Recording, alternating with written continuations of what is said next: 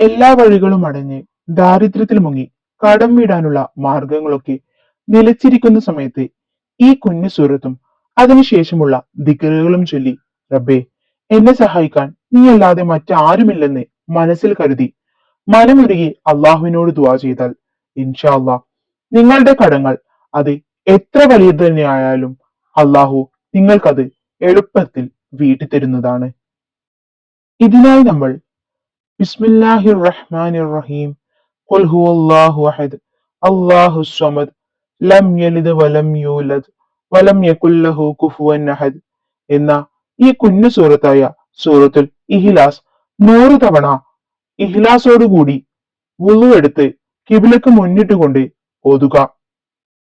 ഓതുന്ന സമയം പരമാവധി ഒറ്റയ്ക്കിരുന്ന് ഇഹ്ലാസോടുകൂടി ചെയ്യാൻ ശ്രമിക്കുക. ശേഷം അല്ലാഹുമ്മ സ്വല്ലി വസല്ലിം വബാരിക് അലാ സയ്യിദിന മുഹമ്മദിൻ വ ആലിഹി കമാല നിഹായത ലി കമാലില്ല വ കമാ യലീകു ബി കമാലിഹി.